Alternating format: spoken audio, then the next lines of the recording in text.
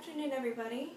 As most of you don't know, I'm a nurse, so when told to give a speech on how to do something, I thought, what would be more appropriate than teaching you guys how to take someone's blood pressure? There are different types of ways to take a blood pressure now. You either have the digital way or the manual. And digital, a lot of times you have the cuff on the arm, and you press a button and it does it for you. The more accurate and commonly used way is the manual, so that's the technique I will be using. Taking a blood pressure involves 3 basic steps. First, you have to find the location of your pulse.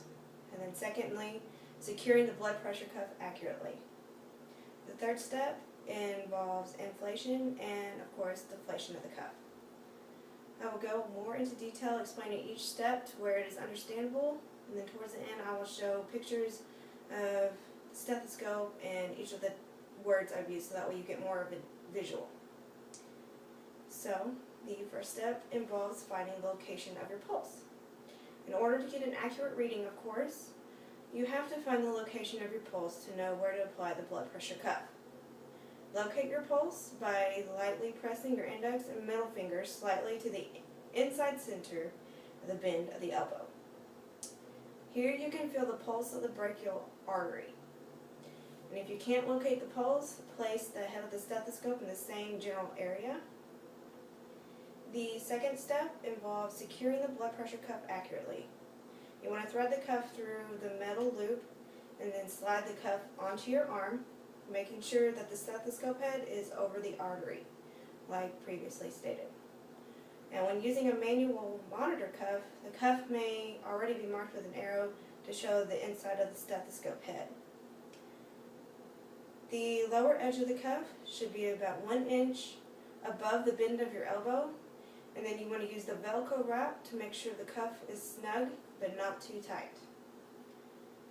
Place the stethoscope in your ears, but you want to make sure to tilt the earpieces slightly forward, giving the best sound. And then, of course, the last step involves the inflation and deflation of the cuff. You want to hold the pressure gauge in one hand and the bulb in another. And you want to make sure to close the airflow valve on the bulb by turning the screw clockwise. Inflate the cuff by squeezing the bulb with your right hand, and you may hear your pulse in the stethoscope, which is totally fine.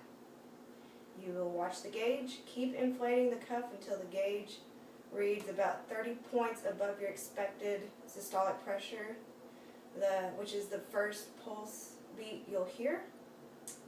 And at this point, you should not hear the pulse in the stethoscope. Keeping your eyes on the gauge, slowly release the pressure in the cuff by opening the airflow valve counterclockwise. The gauge should only fall 2 to 3 points with each heartbeat. Going too fast, and you may miss your systolic number. So be careful and listen for the first pulse beat. As soon as you hear it, note the reading on the gauge, and like mentioned earlier, this reading is your systolic pressure. For example, if you're at the doctor and you hear your blood pressure is 120/80, 120 is your systolic. So continue to slowly deflate the cuff, and then listen carefully until the sound disappears. As soon as you can no longer hear your pulse beat, note that reading on the gauge. And then this reading will be what's called your diastolic pressure. The 80 and the 120/80 example, it would be the diastolic. You then completely deflate the cuff, and then you're done.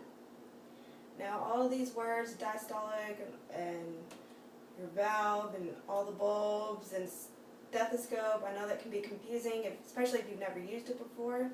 So here I have provided an image. That is the stethoscope. That's what you use to listen. This is the bulb that you will use to inflate and deflate the cuff, and that's the gauge that will show you the numbers.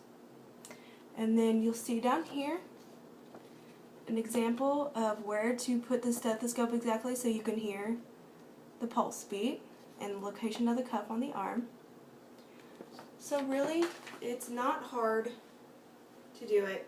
Just think about the 3 basic steps: finding the location of your pulse, securing the blood pressure cuff accurately, and then following the steps of inflating and deflating the cuff.